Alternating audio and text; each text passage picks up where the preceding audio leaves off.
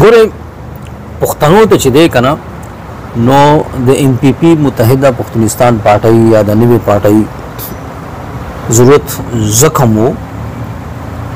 چې یو خو تیری پارټیانو کې اکثر ډډ هارس دي اوس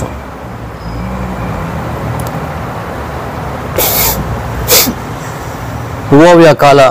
د هغې کارکردګي موږ ته مخامخ ده نو په ډډ هارس په مړ اس باندې که ته 15 کاله 100 کاله نور هم کښېني نو هغه سفر به تر کومې رسېږي بل ځینې پارټیانې دي که هغه اکټیو هم دي خو هغه کیپبل نه دي د پښتنو چې کوم بنیادي حقوق دي اورنۍ حق دی واک دی نظام دی هغه هغې کیپبل نه دي لاسته راوړنې دپاره نو مجبوراً د MPP ضرورت و متحده پښتونستان پارټۍ که دا دی نه کېدی شوی نو یقین وساته اول به زه دا ومه چېره بله پارټۍ جوړولو ضرورت نشته دی خو د پارټۍ جوړولو کې 19 کاله 13 کاله سوچ شوی دی 19 کاله ډېر شوي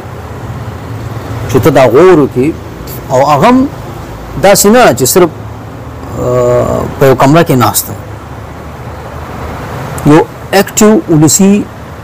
سیاسي رول مونږ ادا کو د هغې نه پس مونږ چې دی وایي چې نه دا څه چې دی ډډ هارس دي دا څه چې دی نو کیپبل نه دي مجبوراً به مونږ ته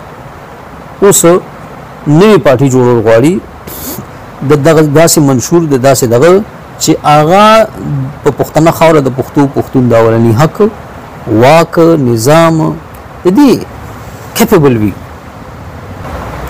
نو ولس ته پکار دي پښتنو ته په خاصه توګه پکار دي چې د MPP متحده پښتونستان پارټۍ لمنه راونیسي انشاءالله چې منزل ته به رسوي که خیري هغه منزل به د خوشحالۍ وي د مالدارۍ وي او